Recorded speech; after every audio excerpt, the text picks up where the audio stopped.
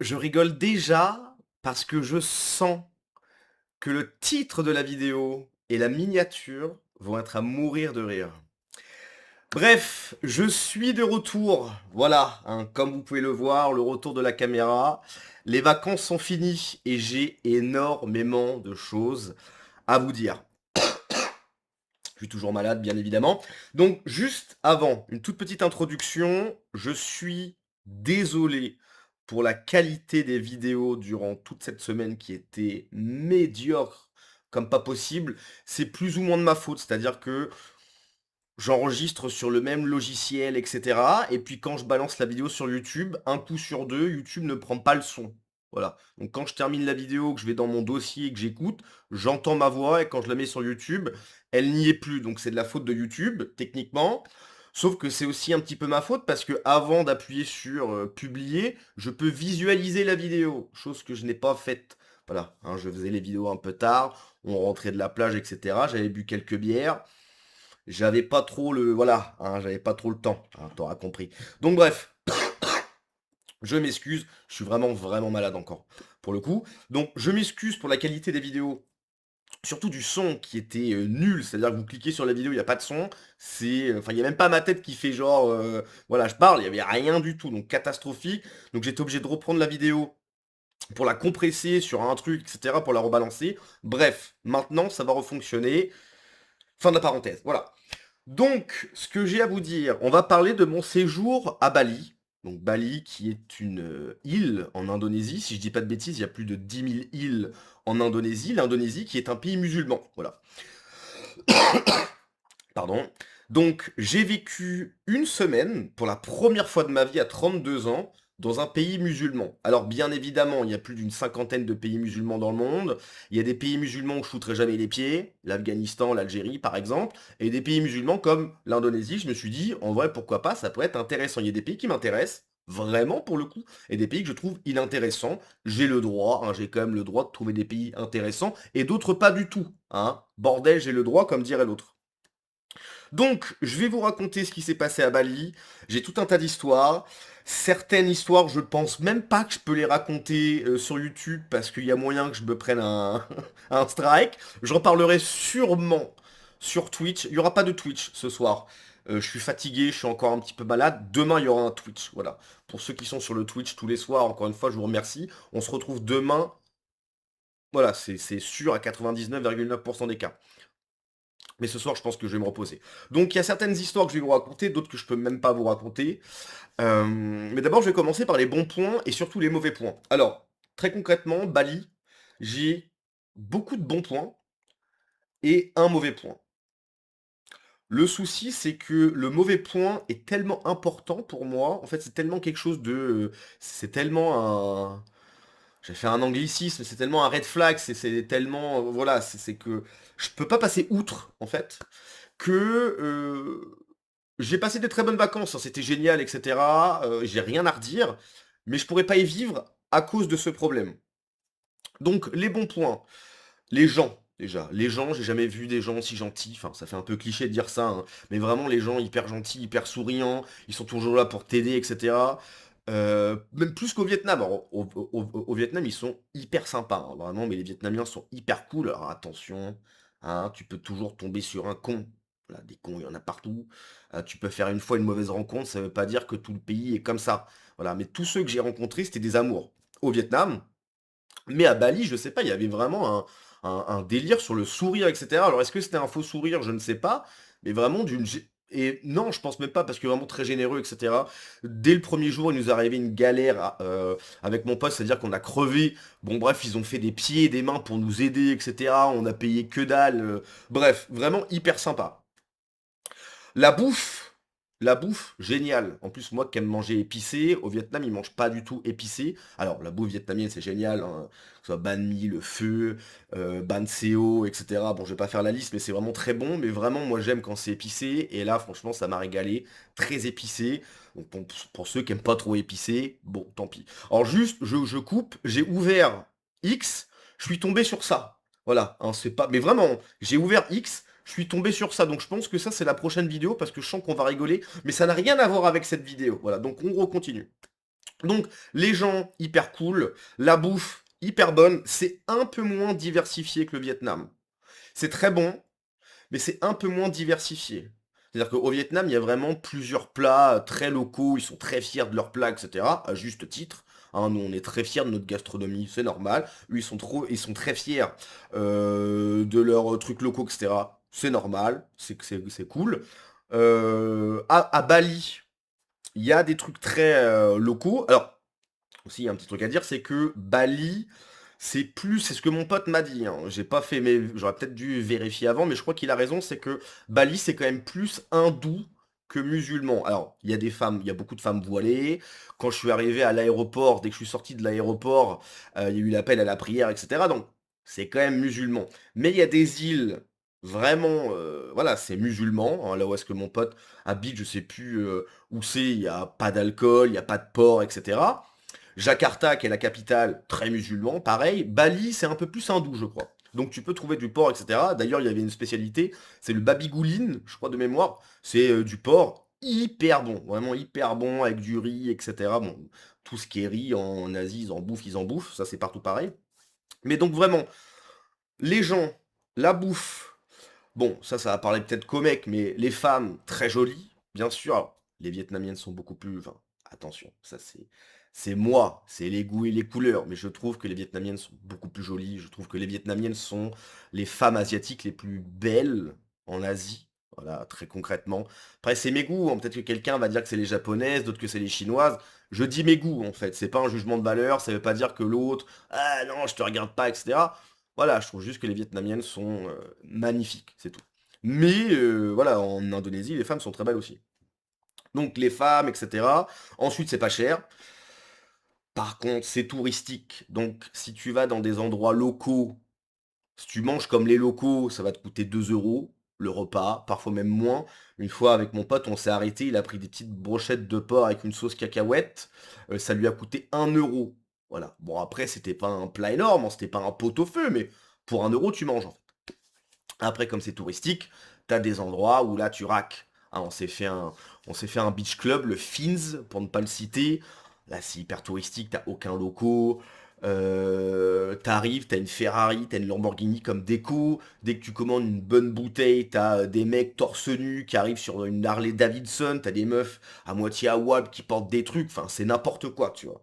Donc, comme c'est touristique, en fait, t'as vraiment ce contraste où t'as des locaux qui y vivent et donc ils ont les moyens de... Bah, ils ont leurs moyens à eux, quoi, donc ils peuvent pas se permettre de faire des folies, quoi. Et t'as le côté touristique où t'as des touristes qui viennent, etc., qui payent beaucoup, etc. Donc, tout ça, il y a d'autres points clés, mais enfin, il y a d'autres points qui m'ont plu, mais ça, c'est que des bons points pour moi. Et c'est ce qui me fait dire que je pourrais y retourner. Mais, et on en vient au point négatif, selon moi, je ne pourrais pas y vivre. Je ne pourrais pas y vivre pourquoi? Justement parce que c'est trop touristique. Quand je vis dans un pays, j'ai vécu 5 ans en Bulgarie. J'ai été entouré de 95% de Bulgares. Ok? T'as toujours des étrangers qui viennent d'Espagne, d'Allemagne, etc. Mais 95% c'est des Bulgares en Bulgarie. Et c'est normal. Ok?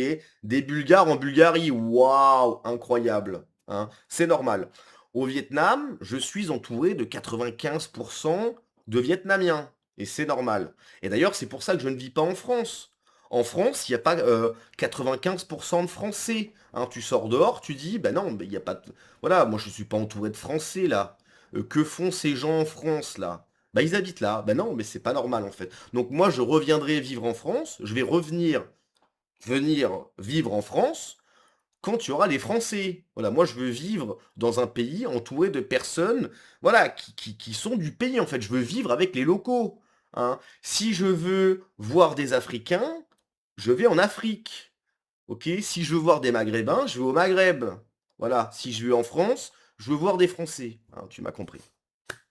Et donc, effectivement, comme c'est touristique, il y a un côté où des fois tu sors et tu dis, et c'est même mon pote qui m'a fait cette réflexion, il me dit, mais Bali, en fait, c'est presque pas asiatique. Alors, il a grossi le trait, mais vraiment, des fois, tu te dis, enfin, c'est que des touristes. Alors effectivement, qui suis-je pour dire ça? J'étais j'étais clairement un touriste. Mais voilà, quand je vis quelque part alors, ça ne m'a pas dérangé puisque j'ai été là pour une semaine. Donc c'est pour ça que cette semaine s'est très, très bien passée. J'ai passé une excellente semaine. Ça ne m'a pas dérangé. Mais je pense que je ne pourrais pas y vivre. Puisque si je vis quelque part, je veux vivre avec les locaux. Voilà. Ah aussi, il y a un très bon point, ils parlent très bien anglais. Voilà. Les Vietnamiens ne parlent pas anglais. Voilà. Moi, j'ai fait des dates avec des meufs, Google Trad, de A à Z. OK? Elles ne savaient pas compter jusqu'à 10, tu vois? Donc ça peut être un problème. Parfois, si t'es dehors ou quoi, tu parles, bon, t'as toujours le téléphone et ta Google Trad. Mais l'anglais au Vietnam, c'est compliqué. Là-bas, je sais pas comment ça se passe dans les autres îles, à Jakarta, etc. Bali, même le pélo qui vend des colliers faits avec des coquillages, le mec parle très bien anglais, quoi.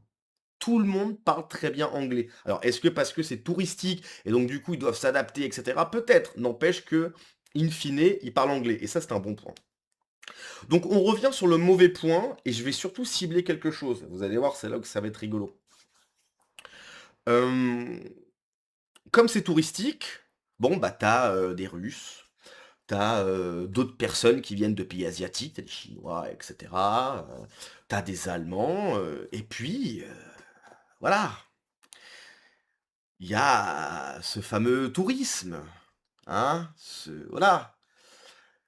C'est-à-dire que je sors de l'aéroport, non, j'arrive, je descends de l'avion. Premier truc que j'ai à faire, c'est trouver une carte SIM. J'ai pas internet. Mon pote, il m'attend à l'extérieur de l'aéroport. En plus, il est venu en scooter, il peut pas se garer devant. Bref, si j'ai pas internet, on va jamais se retrouver. Donc, objectif numéro un, dès que je sors de l'avion, une carte SIM. Bon, j'ai pris une eSIM, bon, bref. Rien à faire de ce détail. Bref, donc du coup, voilà, j'avance dans l'aéroport et tout de suite, carte SIM, carte SIM. Donc du coup, je me dis, vas-y, j'y vais, je vais prendre une carte SIM.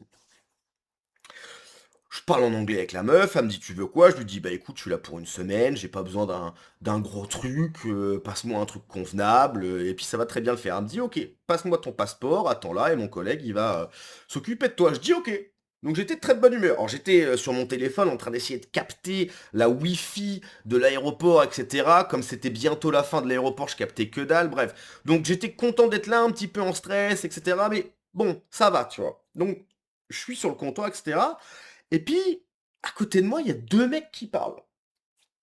Sauf que je les calcule pas trop, tu vois. Parce que je suis dans mon truc, je suis dans l'euphorie du moment, je les calcule pas. Et à un moment donné, je sais pas pourquoi, mon cerveau bug sur une phrase. J'entends wesh, voilà, le mec va trop vite. Et ce qui s'est passé dans mon cerveau, c'est. Je sais pas comment décrire ça. Vous, vous, c'est comme dans les films où d'un coup t'as un flash.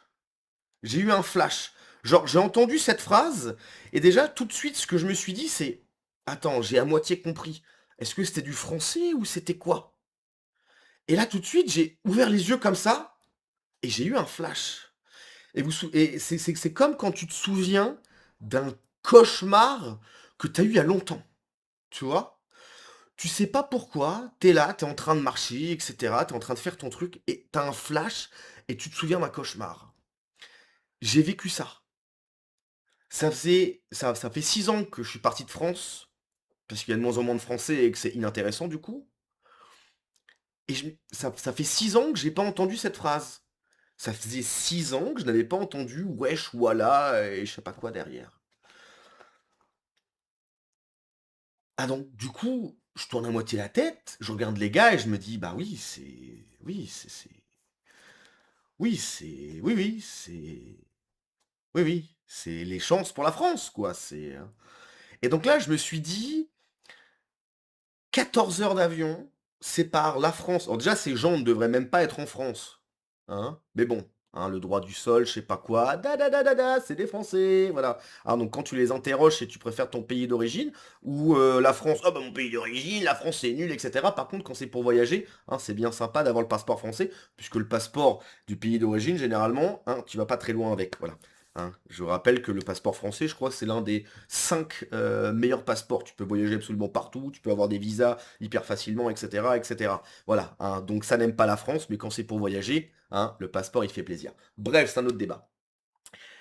Et là, tout de suite, je me suis dit: «Mais c'est pas possible, en fait, c'est un cauchemar. C'est un cauchemar. Je suis à l'autre bout du monde, l'autre bout du monde. Je suis pas en Allemagne, je suis pas en Espagne, je suis pas en Suisse. Je suis à l'autre bout du monde, OK? Et quand j'attends pour avoir ma carte SIM, l'une des premières choses que j'entends, c'est ça. Alors, je sors de l'aéroport et tout de suite, j'entends, l'appel à la prière et cetera et ça, franchement, j'en ai rien enfin, je suis pas chez moi, en fait. Je passe mes journées à critiquer les gens, à juste titre, hein. Je passe mes journées à critiquer les gens qui disent: «Oui, la France, pourquoi c'est pas comme ci? Pourquoi c'est pas comme ça? Pourquoi je peux pas mettre mon burkini? Pourquoi c'est» bah, parce que tu es en France, en fait. Parce que tu es en France et que c'est comme ça que ça se passe et si tu es pas contente, tu vas ailleurs, voilà. Donc je vais pas devenir ce que je critique. J'arrive, il y a l'appel à la prière, ça me dérange pas du tout! Pas du tout, je suis pas chez moi. Je ferme ma bouche et si je suis pas content, je pars. Ça ne m'a pas dérangé, voilà. Donc c'est même pas pour ça que je ne resterai pas, c'est que enfin que je pourrais pas y vivre, c'est que tu es à l'autre bout du monde. Je suis à l'autre bout du monde et je retrouve ce pourquoi je suis parti.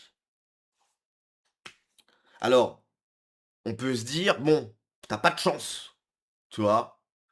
Sauf que ça s'est reproduit, hein. Je suis en scooter, je roule, 3 pélos qui passent sans casque, des Français, hein, voilà. Donc, Bali, si je dois résumer, super, vraiment, je vous invite sincèrement, hein, je vous invite sincèrement à y aller. Alors je sais que c'est loin, moi c'est à 4 heures d'avion, donc c'est beaucoup plus supportable, de faire, Saïgon, Bali, très facile. Vous, c'est pas le même budget, parce que moi ça m'a coûté 200 balles le billet d'avion et cetera. En plus, pour une fois, j'ai pas dépensé beaucoup. J'ai dépensé 200 balles pour le billet d'avion aller-retour. J'ai dépensé 250 euros, donc moi et mon pote. Moi 250, mon pote 250, donc 500 pour une villa pour une semaine. La villa était géniale. Et sur place, j'ai dépensé 500 euros. Voilà. Donc c'est pas, c'est un budget. J'ai fait bien pire. Voilà. Donc d'un point de vue monétaire, ça va. Vous, effectivement, le billet d'avion, c'est très différent, mais en fait, il y a que des points positifs et t'as un point négatif.